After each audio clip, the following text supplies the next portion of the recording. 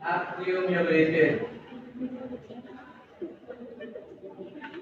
depreciation, the name of asset. Okay?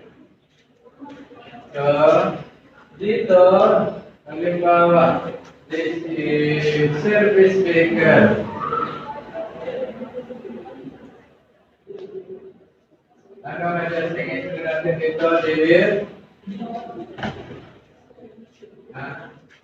Depreciation, service vehicle. Magkano? 4,000. Credit, accumulated, o pwede nyo i-ECC lang, no? Accumulated depreciation, yun na naman niya, yung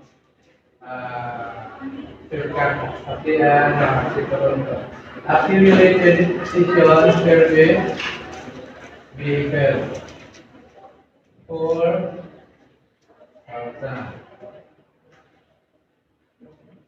Intindihan?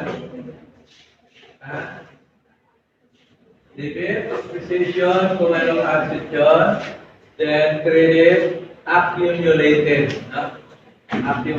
Yung accumulated, pwede rin ECC, period. Yung iba, ECC yung period.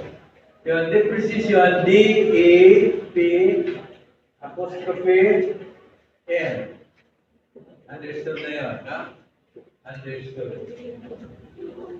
Okay, accumulated depreciation, service vehicle. Okay, klaro na?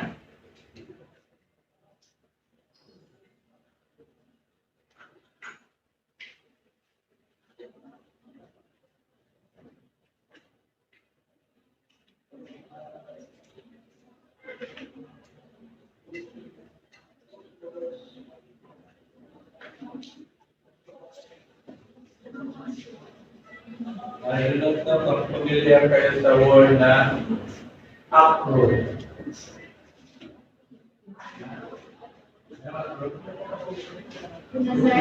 Accrue.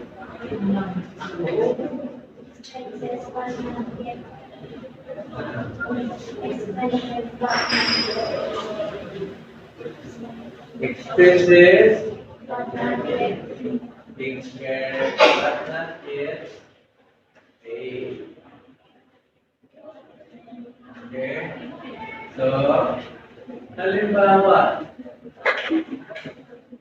nang mag-close yung accounting period, yung mga empleyado hindi nakasuldo. Halimbawa, din yung period, merong mga salary yung empleyado, pero hindi nabayaran. So, may expense wala. Meron, anong expense? Salaries, pero hindi nabayaran.